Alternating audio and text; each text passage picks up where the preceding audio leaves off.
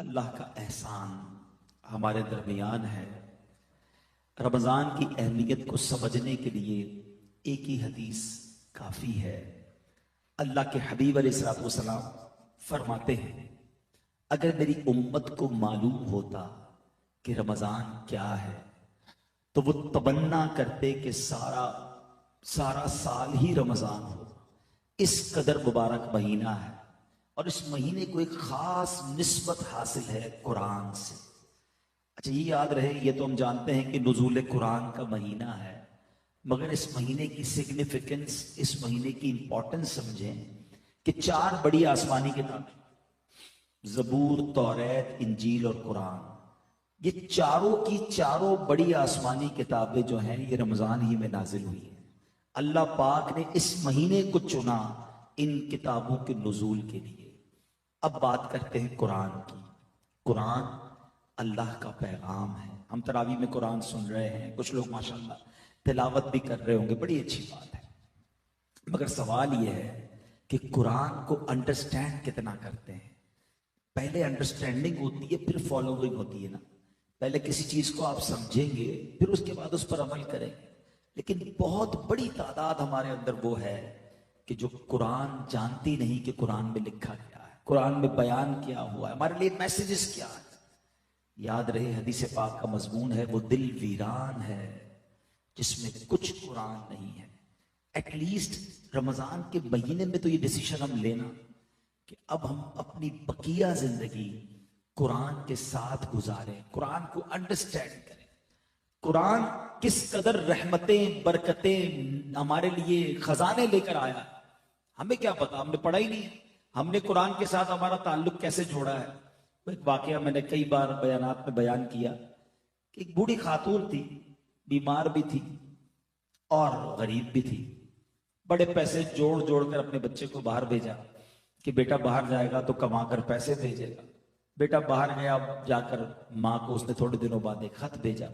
माँ बड़ी खुश हुई कि मेरे बेटे ने, लाडले ने विलायत से मुझे याद किया। उस लिफाफे को चूमा, आंखों से लगाया और दराज में रख दिया। अगले महीने फिर खत आया, फिर बड़ी खुश हुई, मगर पढ़ना जानती नहीं थी। फिर उस खत को दराज में रख दिया। बहुत सारे एनवलप आते गए, वो दराज भरती गई, माँ बीमार होती गई, गुर्बत बढ़ती गई और माँ दुनिया से चली गई। पड़ोस की खातून आई, खवातीन आई, घर को साफ किया, दराज खोला तो बहुत सारे एनवलप मिले। जैसे एनवलप्स को खोला तो उन एनवलप्स में हर खत के साथ मनी ऑर्डर था। बेटे ने हर महीने माँ को पैसे भेजे थे। अगर वो सारे मनी ऑर्डर कैश हो जाते तो माँ की गुर्बत भी दूर होती, इलाज भी हो जाना था। मगर माँ पढ़ी लिखी नहीं थी, वो नहीं जानती थी कि खतों के अंदर, इन लिफाफों के अंदर मेरे लिए कितना खजाना मौजूद है। बज़ाहिर तो ये स्टोरी है, मगर हमारा कुरान से ताल्लुक ऐसा ही तो है। हम कुरान किस लिए यूज करते हैं? आंखों से लगाते हैं, चूमते हैं। नई दुकान लिए, भाई जल्दी कुरान लेकर आओ, कुरान रखना है। नया घर लिया, जल्दी कुरान, अच्छा सा जुल्दान बनाओ, बड़ा खूबसूरत सा कुरान खरीदना है। भाई नया घर लिया है, अच्छा, फिर नया कारोबार, यार खत्मे कुरान कराना है ताकि कारोबार में बरकत चाहिए। घर में खत्मे कुरान कराना है, और उसमें भी हमने देखा कि खत्मे कुरान में भी जिसके घर में खत्मे कुरान है वो नहीं पढ़ रहा होता है। वो बच्चों को बिठा देगा, तुम पढ़ लो, सारी बरकतें तुम लोग लेकर आओ मेरे घर में, मैं कुरान खोलने के लिए रमजान में खोलूंगा। सच बताएं, हम सही कर रहे हैं कुरान के साथ? क्या इसलिए कुरान हमें दिया गया, इसलिए ये नाजिल हुआ है? पढ़ाई नहीं है, अंडरस्टैंड ही नहीं किया है। आज लोगों के मैसेजेस की, लोगों के पैगामात की हमारी लाइफ में कितनी अहमियत है। आज सुबह उठने के बाद पहले लोग अल्लाह रसूल का नाम लेते थे, वुजू करते थे। अब तो आंखें पूरी नहीं खुलती, मोबाइल उठाते हैं कि भाई किसका मैसेज आया पहले देखें। फिर उसके बाद भी जिसका इंपॉर्टेंट है उसको पहले सुनते हैं, फैमिली का तो फ्रेंड्स का, अच्छा बिजनेस कोलीग्स का, कस्टमर का। अगर कोई नौकरी करता है तो अपने बॉस का मैसेज पहले सुनेगा ताकि मिस ना हो जाए, इंपॉर्टेंट मैसेज है। अल्लाह के मैसेज का कोई टाइम नहीं है। 40 साल, 50 साल, 60 साल उम्र हो गई, नोबडी केयर अबाउट कुरान। क्या अल्लाह ने फरमाया कुरान में, किसको पता है? इतने साल गुजरने के बाद भी कुरान के बारे में नहीं पता। बाकी जो पूछना है पूछ लो हमसे। इस मुल्क में रहकर आज अफ्रीका के क्या हालात हैं, अमेरिका के क्या हालात हैं, सियासत क्या कहती है, स्पोर्ट्स क्या कहता है। $1 खरीदना नहीं, रोज डॉलर का रेट मालूम होता है। सोने का ऐसे रेट मालूम करेंगे जैसे कानें ली हुई है सोने की। हर चीज की मालूमात रखनी है। लेकिन कुरान के बारे में ना समझने के लिए कोई तैयार है, ना टाइम देने के लिए तैयार है। मैं आपसे पूछता हूं, ये जवाब चलेगा अल्लाह की बारगाह में जब हम जाएंगे कि या अल्लाह कुरान इसलिए नहीं पढ़ सका कि टाइम नहीं मिला, बिजी बहुत था, फैमिली लाइफ थी, बिजनेस में बिजी था। आप खुद सोचें, हम गलत कर रहे हैं, हम जाया कर रहे हैं अपने इन लम्हात को। ये रमजान देखें, this is the right time for the right intentions. हमारा जो मेन एनिमी है ना, वो बंद है इस वक्त। अच्छी नीयतें और अच्छे काम के डिसीजन रमजान में लिए जा सकते हैं, क्योंकि हमारा दिल इतना शैतान, क्योंकि शैतान बंद है, अब अपनी आदतें खराब कर रही है तो अलग बात है, वरना दिल नरम है। तो अब डिसाइड कर लें, तय कर लें कि अब आगे जो जिंदगी है ना, वो कुरान के साथ गुजारनी और कुरान की अंडरस्टैंडिंग के साथ गुजारनी है। कुरान पाक में वैसे तो बहुत सारी बातें सारी समझने वाली हैं, मगर अप्रोक्सीमेटली 89 टाइम्स अल्लाह करीम ने बराह रास्त डायरेक्टली मुझसे और आपसे बात की है, या अय्युहल्लदीना आमनू कहकर। रमजान के बारे में अल्लाह करीम ने क्या शानदार कुरान में हुक्म नाजिल फरमाया, हमसे खिताब किया, या अय्युहल्लदीना आमनू कुतिबा अलैकुमुस्सियाम कमा कुतिबा अलल लदीना मिन कब्लिकुम लअल्लकुम तत्तकून। ऐ ईमान वालो, तुम पर रमजान के रोजे फर्ज किए गए जैसे कि तुम्हारे पिछलों पर फर्ज किए गए, ताकि तुम परहेजगारी हासिल करो, तकवा हासिल करो। What is the reason of रोजा, हिकमत ऑफ रोजा? तकवा हासिल करो, परहेजगारी हासिल करो। अब क्या हमें रोजे रखकर तकवा मिल रहा है, परहेजगारी मिल रही है? हालांकि मैं आपको सही बताऊं, डेलिबरेटली या अनडेलिबरेटली हम रोज तकवे की एक बड़ी शानदार प्रैक्टिस कर रहे हैं। पहले तो तकवे की डेफिनेशन समझ लें, उन चीजों से बचना जिससे अल्लाह ने मना किया, अल्लाह का खौफ दिल में होना, रब नाराज ना हो, अपने आप को रोकना गुनाहों से, कोई देखे या ना देखे इस ख्याल से कि रब देख रहा है। मुत्तकीन की ये निशानियां बयान हुई। अब सवाल यह है कि एक बड़ी शानदार प्रैक्टिस रोजा हमसे रोज करवा रहा है, वो क्या है? असर के बाद भूख लगी होती है, प्यास भी लगी होती है, घर में कोई नहीं है, फ्रिज में फ्रूट भी रखा हुआ है रेडी, शरबत भी रेडी है। तकरीबन 200 करोड़ लोग मुसलमान दुनिया में हैं। मैं नहीं समझता दुनिया में कोई एक मुसलमान भी छुप के इफ्तार से पहले खा लेता। इवन ये बच्चे रोजा रखते हैं ना, ये भी नहीं खाते हैं। क्यों भाई? कोई नहीं देख रहा, अल्लाह देख रहा है। कितनी शानदार प्रैक्टिस रमजान करवा रहा है। अच्छा, ये तो दूर की बात है ना, कुल्ली करते हैं हम, मुंह में पानी चला गया है, अब हलक में उतारने में कितनी जगह बाकी है? एक कुल्ली के अंदर डालनी है ना, प्यास भी लगी हुई है, मुंह में पानी भी आ गया, डोबड़ी, किसी को पता भी नहीं चलेगा। एक घूंट भर लूं मैं तो थोड़ा पानी अंदर चला जाएगा, किसी को पता भी नहीं चला। लेकिन इतना मुसलमान मोहतात होता है कि कतरा अंदर नहीं जाने देता है, गरगरा नहीं करते। यार रमजान में रोजा है।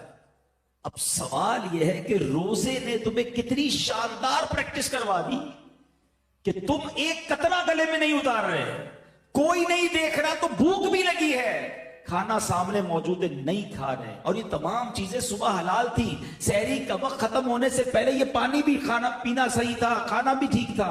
1 मिनट गुजर गया, अब तुम रुक गए। इफ्तार से 1 मिनट बाद सब जायज हो जाएगा, 1 मिनट पहले तुम नहीं खा रहे। लेकिन यही बंदा हराम करते वक्त, आंखों का गुनाह करते वक्त क्यों नहीं सोचता कि अल्लाह देख रहा है?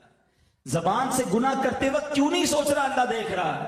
हराम कमाते वक्त क्यों नहीं सोचता अल्लाह देख रहा है? हराम सुनते वक्त क्यों नहीं सोच रहा अल्लाह देख रहा है? रोजों का रीजन बताया गया ताकि तुम तकवा हासिल करो, प्रैक्टिस भी करवा दी। 30 दिन ये प्रैक्टिस जारी रहती है। मगर रमजान में भी गुनाह चल रहे हैं, खाना नहीं खाएंगे, बाकी जबान से जो बोलना है बोल देंगे, हैं, आंखों से जो देखना है देख लेंगे। ये क्यों नहीं सोचते मीठे इस्लामी भाई? तो ये पैगाम है कुरान का कि रोजा इसलिए फर्ज किया गया ताकि तुम्हें परहेजगारी मिले और इस परहेजगारी को हासिल करें। अगली आयत, और ये आयत शायद हम सबको याद हो, मगर इस आयत में क्या शानदार इनाम है हमारे लिए, मैसेज है। अल्लाह कुरान मजीद में फरमाता है, इन्नल्लाह व मलाइकतहू युसल्लूना अलन नबी या अय्युहल्लज़ीना आमनू सल्लू अलैहि व सल्लिमू तस्लीमा। दुरूद पाक पढ़ लें, सल्लल्लाहु अलैहि नबिय्यिल उम्मी व आलिहि सल्लल्लाहु अलैहि वसल्लम सलातन व सलामन अलैका या सय्यदी या रसूलल्लाह। बेशक अल्लाह और उसके फरिश्ते दुरूद भेजते हैं उस गैब बताने वाले नबी पर, ऐ ईमान वालों उन पर दुरूद और खूब सलाम भेजो। अच्छा, अब इस आयत के तहत उलमा ने इतनी बातें लिखी हैं, इतनी जबरदस्त तशरीह है। एक आयत को आप समझ लेना, मैं कहता हूं ईमान ताजा हो जाएगा। ये कितना बड़ा इनाम है पहले ये पता है, ठीक है। उलमा ने बड़ी प्यारी डिबेट की कि हजरत आदम अलैहिस्सलाम को तमाम फरिश्तों ने सजदा किया, ये उनका मकाम, उनका मर्तबा, ईच एंड एवरी एंजल, तमाम फरिश्तों ने। इब्लीस ने सजदा नहीं किया, वो रांदा दरगाह हुआ, वो फरिश्ता था भी नहीं। अच्छा, ये सजदा, दो बातें इमाम फखरुद्दीन राजी बड़ी प्यारी बात लिखते हैं कि दरअसल ये जो सजदा हुआ था ना, हजरत आदम अलैहिस्सलाम की पेशानी में नबी पाक का नूर चमकता था। आपकी औलाद में से होना था ना, हजरत आदम अलैहिस्सलाम की औलाद में से नबी पाक ने होना था। तो हजरत आदम अलैहिस्सलाम की पेशानी पर नबी पाक का नूर चमकता था। फरिश्तों ने दरअसल उस नूर को सजदा किया। और दूसरी बात, हजरत आदम अलैहिस्सलाम को यह रिस्पेक्ट अता की गई कि तमाम फरिश्तों ने सजदा किया, मगर ये जो सजदा था ये once in a lifetime था। जुम्मा का दिन था, जवाल के वक्त ये सजदा शुरू हुआ और असर तक रहा, ठीक है। लेकिन एक बार हुआ। अब जरा जो अरबी ग्रामर जानते हैं उलमा बैठे हैं, इस आयत की खूबसूरती समझिए। इन्नल्लाह व मलाइकतहू युसल्लूना अलन नबी। युसल्लून का जो लफ्ज है ये कंटिन्यू वर्क पर दलालत करता है। ये एक फेल एक बार नहीं हुआ। ये नहीं फरमाया कि अल्लाह और उसके फरिश्तों ने एक बार दुरूद पढ़ दिया, मोमिनो तुम भी पढ़ लो, नहीं। ये सल्लून का मतलब है ये अमल मुसलसल जारी है। हर वक्त नबी पाक की बारगाह में फरिश्ते दुरूद भेज रहे हैं, अल्लाह रहमत नाजिल फरमा रहा है। ये डिफरेंशिएट करना भी जरूरी है। अल्लाह का दुरूद भेजना और है, फरिश्तों और हमारा दुरूद पढ़ना और है। हम इल्तिजा करते हैं अल्लाह की बारगाह में, या अल्लाह उन पर रहमतें भेज दे, और अल्लाह नबी पाक पर रहमतें मुसलसल बरसा रहा है। पूरे कुरान में कोई एक हुक्म ऐसा नहीं है जिसमें रब फरमाए मैं भी करता हूं, फरिश्ते भी करते हैं, मेरे बंदो तुम भी शामिल हो जाओ। ये फकत दुरूद पाक का अमल है जो रब फरमा रहा है कि रब भी उन पर दुरूद नाजिल फरमा रहा है, रहमतें नाजिल फरमा रहा है, फरिश्ते भी दुरूद भेज रहे हैं, मेरे बंदो तुम भी शामिल हो जाओ। अब जरा गौर कीजिए कि हमारे आका अलैहिस्सलाम को हमारे दुरूद की हाजत है? नहीं। हमारी तो औकात ही कोई नहीं। हम हैं कितने दुनिया में? मुसलमान 200 करोड़। अच्छा, बहुत सारी कैलकुलेशन है, लंबी हो जाएगी बात। मैं इश्क वाली ये कैलकुलेशन बता देता हूं जो सभी को पता है। एक हदीस आप सबने सुनी होगी कि नबी पाक अलैहिस्सलाम के रोजे पर 70,000 फरिश्ते सुबह हाजिरी देते हैं, 70,000 फरिश्ते शाम हाजिरी देते हैं। इट मींस 12 घंटे की अप्रोक्सीमेटली हाजिरी है। और जो एक बार हाजिरी देता है उसको दोबारा हाजिरी नहीं मिलती है। बड़ा जबरदस्त रेलेवेंट क्वेश्चन है कि जनाब फरिश्ते तो मासूम है, गुनाह ही नहीं करते, एक बार हाजिरी, वो भी 12 घंटे की, जरा ज्यादा टाइम दिया जाता या दोबारा रिपीट हाजिरी दी जाती। इसकी वजह क्या है? सुभान अल्लाह। जब भी कहीं मामला उलझता है ना तो फिर आला हजरत की बारगाह से सुलझ जाता है। सैयदी आला हजरत चंद शेरों में वो कहते हैं ना, पंजाबी में गल मुका देते हैं। आला हजरत फरमाते हैं 70,000 सुबह हैं, 70,000 शाम, यूं बंदगी जुल्फ रुख आठों पहर की। फरमाते 24 आवर का जो रोस्टर है ना, 24 आवर की जो ड्यूटी है वो इस तरह है कि 70,000 सुबह हैं, 70,000 शाम, यूं बंदगी जुल्फ रुख आठों पहर की है। जो एक बार आए दोबारा ना आएंगे, रुखसत ही बारगाह से बस इस कदर की है। इतनी इजाजत है, परमिशन ही एक बारी की है। तो वही सवाल है कि वजह क्या है, रीजन क्या है? अब आला हज़रत जवाब देते हैं, ये बदलियां ना हो तो करोड़ों की आस जाए, और ये बारगाह मरहमते आम तर की है। फरमाते अगर ये ड्यूटी ना लगाई जाती ना तो फरिश्ते इतने हैं, each and every angel want to, वो चाहते हैं कि नबी पाक के दरबार में हाजिरी दें। अगर ये टाइम बढ़ा दिया जाता 12 घंटे से ज्यादा या बार बार आने दिया जाता तो नबी पाक की बारगाह से करोड़ों हाजिरी से रह जाते। समझ के आई बात कि फरिश्ते हैं कितने। अब जरा कभी अकेले में बैठकर कैलकुलेटर खोलिएगा, एक दिन में कितने फरिश्तों ने हाजिरी देनी?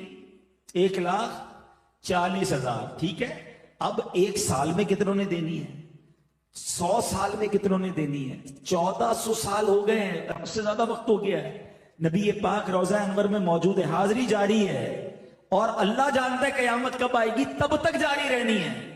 इसका मतलब ये हुआ आपके सारे कैलकुलेटर, सारी कैलकुलेशन बेकार हो जाएगी, वो जवाब खत्म हो जाएगा। इतने फरिश्ते हैं अनकाउंटेबल, मगर कर क्या रहे हैं? ड्यूटी क्या है? इन्नल्लाह व मलाइकतहू युसल्लूना अलन नबी, यानी नबी पाक पर अरबों खरबों भी लफ्ज थोड़ा है, इतने दुरूद रोजाना मिनट मिनट पहुंच रहे हैं। तो मेरी आपकी दुरूद की कोई हाजत नहीं होने, ठीक है? हमारी मेमनी में कहते हैं ना, खटाते हैं, बेसिकली हमें खटाया गया है, हमें चांस दिया गया है। ईमान वालों, तुम भी पढ़ लो, तुम्हारा काम भी हो जाएगा, तुम्हारी भी झोली भर दी जाएगी, तुम पर भी रहमत बरस जाएगी, तुम्हें भी शफाअत मिल जाएगी। बेसिकली हमें मौका दिया है, और ये कुरानी हुक्म है। मगर इतना कमाल का वजीफा होने के बावजूद हम कितना दुरूद पढ़ते हैं। अपने शेड्यूल को देखें, हैं? हम हमारे शेड्यूल में हर चीज की जगह निकल आती है, यानी आपने जो जरूरी है वो सब शामिल रखा। पूरे दिन में दुरूद टाइम क्या रखा आपने? ना करें ऐसा, दुरूद के बगैर जिंदगी ना गुजारे, ये कुरानी ऑर्डर है। तो बहरहाल मैंने 2 आयतें आपके सामने पेश की, एक आखिरी आयत, बातें तो बहुत सारी हैं। तीसरी आयत वो आजकल के मौजू से बड़ी रेलेवेंट है। अब अल्हम्दुलिल्लाह इस महीने में सदका देते हैं, ज़कात देते हैं, खैरात देते हैं। कुरान हमें कितना जबरदस्त वार्न कर रहा है, ए ईमान वालों कहकर अल्लाह करीम हमारी गोया रहनुमाई फरमा रहा है कि हम बच जाएं और अपने अपने सदकों को बातिल होने से बचा लें। अल्लाह करीम कुरान मजीद में इरशाद फरमाता है, या अय्युहल्लज़ीना आमनू ला तुबतिलू सदकातिकुम बिल मन्नि वल अदा।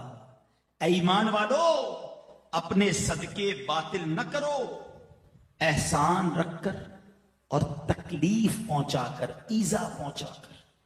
अब ये बड़ा अजीब सा सवाल है कि सदके बातिल कैसे हो गए? पैसे दिए, रसीद मिल गई, गरीब को दिए, उसने रिसीव कर लिए, अब उसके बाद बातिल, नल एंड वॉइड। कुरान कह रहा है बातिल ना करो। अब पहले ने एक बात समझनी होगी, जब तक हम अपने एनिमी के बारे में नहीं जानेंगे ना, उसकी चालों के बारे में नहीं जानेंगे, हम बर्बाद ही होते रहेंगे, वो हमें नुकसान ही पहुंचाता रहेगा। हमारा सबसे बड़ा दुश्मन कुरान ही बताता है, इन्नहू लकुम अदुव्वुम मुबीन, शैतान तुम्हारा खुला दुश्मन है, इतना मक्कार है, इतना मरदूद है कि पहले तो चाहता है बड़े गुनाह करें, रोजा ही ना रखें, नमाज ही ना पढ़ें, तरावी भी ना पढ़ें, शराब पिलवा दे, बदकारी करवा दे, जुए में लगा दे। पहले वो ट्राई करता है कि इंसान को इबादत से रोके और बड़े बड़े गुनाह करवाए। लेकिन जब ये देखता है ना, नहीं ये नमाज तो पढ़ेगा, रोजा तो छोड़ नहीं सकता, ज़कात तो पूरी देगा, अब्बा ने सिखाई थी, ठीक है ना, अच्छा अब भी हार नहीं मानता, नमाज पढ़ता है बंदा तो नमाज बर्बाद करने आ जाता है, सदका देता है तो सदका बर्बाद करवाने आ जाता है। कोई भी वो नेकी करता है तो अब उस नेकी को किस तरह डेमोलिश किया जाए, शैतान अब उस पर काम शुरू कर देता है, और हम होते हैं कि उसकी बातों में आकर अपनी नेकियां बर्बाद करते हैं। कुरान कह रहा है, ऐ ईमान वालों, अपने सदके बातिल ना करो। कैसे बातिल हो जाएंगे?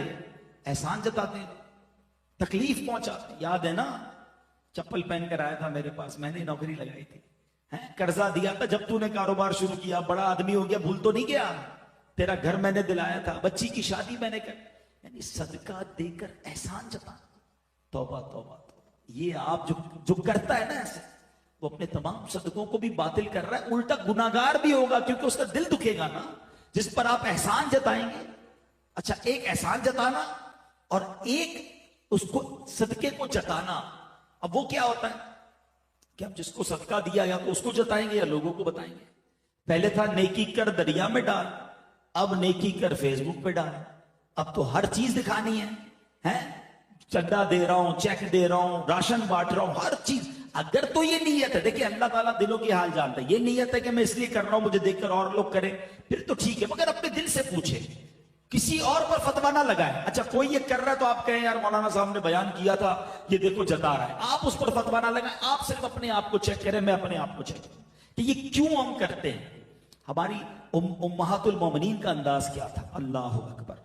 उम्मुल मोमिनीन उम्मे सलमा रज़ी अल्लाह तआला के बारे में आता है, आप अपने गुलाम को जब सदका देकर भेजती ना तो फरमाती, जिसको गुलाम को सदका देना ना उससे हमारे लिए दुआ ना करवाना, सदका दे देना, नाम भी ना बताना। अच्छा अगर वो दुआ कर देना तो वो दुआ नोट करके लाना। वो गुलाम आया, कहा अम्मी हुजूर मैंने पैसे दिए, आपने सदका दिया था, वो उसे दिया, उसने आपके लिए ये वाली दुआ की है। उम्मुल मोमिनीन ने हाथ उठाए, एग्जैक्टली वही दुआएं उस फकीर के लिए की और कहा दुआ का बदला दुआ हो जाए, सदके का बदला अल्लाह से लेंगे। हमें दुआ भी नहीं चाहिए वो। अच्छा हमारा कॉन्सेप्ट क्या है, यार इमाम साहब जरा खास वाली दुआ कराइएगा, कारपेट बिछवाएं हाजी साहब ने, नाम भी होना चाहिए, फिर बताइएगा भी कारपेट कूलर हमने लगाया, ये फला पंखा, जरा स्पेशल वाली, फिर नाम भी स्पेशल, पता नहीं कौन सी स्पेशल वाली दुआ होती है। खुद सोचें आप, ये ऐलान, ये स्पेशल आपका नाम लिया जाए इसलिए कि आपने सदका दी, क्यों आ रहा है दिल में? यही तो वो शैतान का वार है। अल्लाह ने कुरान में फरमाया कि ना करें ये। अच्छा फिर बड़ा जी चाहता है कि लोगों को बताएं हमने ये काम करवाया, मैंने मस्जिद बनाई, मैंने छत डलवाई थी, टाइलें हमने ही लगी हैं, ये सारे मुसल्ले मैंने अपने अब्बू के साले सवाब के लिए लगाए। क्या जरूरत है बताने की? आपने आप जाने, रब जाने ना है। हम तो किसी को वो उम्महातुल मोमिनीन तो दुआ ना करवाएं और हम किसी को उम्रे पे भेज दें। भाई पहले ही नजर देखकर काबे के लिए मेरा नाम पहले लेना, तेरा बाद में लेना, पैसे मैंने दिए हैं, हर चक्कर पर मेरे लिए दुआ करनी है। आप खुद सोचो यार, आप कुछ ना कहे उसे, वो एक दुआ ना करे आपके लिए, हर कदम पर आप ही को सवाब मिलना है क्योंकि आपने भेजा है उसे। अल्लाह से अजर मांगे ना, लोगों से क्यों हमें उम्मीद होती है? और ये सदके बातिल करने वाला काम ये शैतान हमसे करवा लेता है। और ये सिर्फ सदके बातिल नहीं होते, और भी बहुत सारे अमाल हैं। इखलास की तारीफ उलमा ने ये बयान की, द डेफिनेशन ऑफ इखलास, कि जिस तरह गुनाहों को छुपाते हो इस तरह अपनी नेकियों को छुपाओ। मुझे बताइए हम में से कितने ऐसे जो चाहते हैं मेरे गुनाह सबको पता चले? हम सब चाहते हैं यार नहीं किसी को नहीं पता। नेकी तो किसी तरह पता चल जाए, हैं? बस किसी तरह डिलीवर हो जाए नेकी। वो नहीं होता व्हाट्सएप जाता है ब्लू टिक हो जाता है, बस उसको नेकी पहुंची और हमारे दिल में ठंडक पड़ गई, चलो रिसीव्ड। और रिसीव नहीं हुई भाई, वो डिलीट ही ना हो जाए कहीं। ना करें, ये शैतान के वार को पहचाने। एक चुपता हुआ सवाल करता हूं, फिर बात को कंक्लूड कर लेते हैं कि अपने आप से हम सारे सवाल कर लें, ऐसी कितनी नेकियां हैं हमारे पास कि वो सिर्फ मैं जानूं और मेरा रब जाने? अपने आप से पूछ ले, सब पूछ ले। उम्रे किए हैं, हज किए हैं, ज़कातें दी हैं, नवाफिल भी पढ़े होंगे, रोजे भी रखे होंगे, लेकिन ऐसी इनमें से कितनी हैं जो किसी को नहीं पता? मैं जानूं मेरा रब। हमने तो रात के अंधेरे में कोई नेकी की ना, तो भी सुबह घबराहट शुरू हो गई कि यार किसी तरह तो बताऊं, कोई तो तरीका करूं कि मेरे पता चल जाए कि मैंने आज तहज्जुद पढ़ी है। कोई ना कोई बहाना करेंगे, यार आज बहुत थका हुआ हूं, खैरियत तो है, बस वो तहज्जुद से उठ जाता हूं। अच्छा माशाल्लाह आप तहज्जुद पढ़ते हैं, बस इसने ये कह दिया, अपनी नेकी उसको डिलीवर हो गई, शाबाश मिल गई, तहज्जुद रिसीव्ड। अल्लाह के बंदो खुद सोचो, कुछ तो ऐसा करो कि मैं जानूं और रब जाने। ऐसी जिंदगी गुजारे और शैतान के वारों को समझे। मैंने देखे सिर्फ 3 आयतें, और यकीन करें मैंने बड़ी शॉर्ट बात की है। मैं एक एक आयत पर और भी बहुत कुछ अर्ज करता, मगर रियलाइज कराना यह भी मकसूद है कि यह है कुरान और यह है कुरान का पैगाम। और ऐसी 89 के करीब आयतें हैं जिसमें मेरे और आपके रब ने डायरेक्टली मुझसे और आपसे बात की है। प्लीज वो तो पढ़ लें, उसमें कितना टाइम लगेगा। और दावत इस्लामी कितना काम आसान कर देती है कि इन तमाम आयतों को कंपाइल करके पूरी एक बुक बना दी, ए ईमान वालों के नाम से। मकतबतुल मदीना से हासिल करें। एक पता नहीं क्या मिठाइयां तो फेनियां तो समोसे तोहफे में भेज रहे हो, अल्लाह के बंदो ये किताबें तोहफे में भेज दो। रमजान में कुछ कुरान तो लोग पढ़ने वाले बन जाएं, ये तोहफा दीजिए ना, जिससे लोग कुरान का इल्म हासिल करें, खुद भी पढ़े, दूसरों को भी दें। और इसी तरह मैं आपको एक और मशवरा, ये किताब, अच्छा ये किताब डाउनलोड भी कर सकते हैं आप, पीडीएफ पे फॉरवर्ड करें, खुद भी पढ़ें। अच्छा एक और मसला है, फॉरवर्ड वाला भी बता दूं कि हमारे यहाँ जैसे ही कोई वजीफा मुझे रिसीव होगा ना, जैसे ही कोई नवाफिल रिसीव होंगे, हमारा पहला काम ये इसको फॉरवर्ड कर दूं 500 लोगों को, खुद नहीं पढ़ना। अल्लाह के बंदो, अगर वो वाकई वजीफा है, वाकई फजीलत है, आपने सोचा मैंने 500 लोगों को भेज दिया, उन 500 ने सोचा हमने 5000 को भेज दिया, हमारा काम पूरा हो गया। खुद अमल कब करेंगे? तो जब अगर ऐसी बात पता चले तो रुके, खुद भी अमल करें, ताकि मेरे नामा अमाल में अमल का सवाब लिखा जाए। तो बहरहाल मेरे बीच इस्लामी भाइयों, बातें तो बहुत सारी है, तो रमजान में खूब सदका करें। नबी पाक अलैहिस्सलाम बेहद खर्च करते रमजान में। आपके दरियाए सखावत के बारे में आता है जैसे तेज हवा चलती, बल्कि उससे भी ज्यादा नबी पाक का दरियाए सखावत जोश में होता। तो रमजान में ज़कात भी दें, बल्कि ज़कात से बढ़कर सदका और खैरात करें। एक बड़ा मसला ये हो गया कि ज़कात लोगों पर भारी होना शुरू हुई। प्रॉब्लम क्या हुई? प्रॉब्लम तो नहीं कहेंगे, देखा जाए तो ब्लेसिंग हुई कि पिछले 4-5 सालों में अल्लाह पाक ने बहुत सारे लोगों को बड़ी बरकत दे दी। प्लॉट के दाम बढ़ गए, गोल्ड का दाम बढ़ गया, बिजनेस अच्छे हो गए, तो पैसे बढ़ गए। जो ज़कात पहले हजारों में बनती थी वो लाखों में बन गई, लाखों वालों की करोड़ों में बन गई। अब जब ज़कात करोड़ों में गई तो लोगों के दिल छोटे होना शुरू हो गए कि यार ये करोड़ों में ज़कात बन गई। आप सोचे तो सही कि जिसकी लाखों में ज़कात बनी, कितना शुक्र अदा करे कि या अल्लाह तूने करोड़ों दिए तो लाखों में ज़कात बनी ना। अगर करोड़ों में ज़कात बनी तो अरबों दिए तो करोड़ों में बनी ना। देखो फिर भी ज़कात देते वक्त बर्डन फील करते हैं, कभी भी बर्डन फील ना करना, खुश दिली के साथ दे, सजदा शुक्र भी अदा करें कि अल्लाह तेरी मेहरबानी, तूने देने वाला बनाया, तूने मांगने वाला नहीं बनाया। अल्लाह ज़कात बढ़ाता ही रहेगा आपकी, आप पूरी दे और बढ़ेगी, मगर इसको देते वक्त बर्डन फील ना करें, खुश दिली के साथ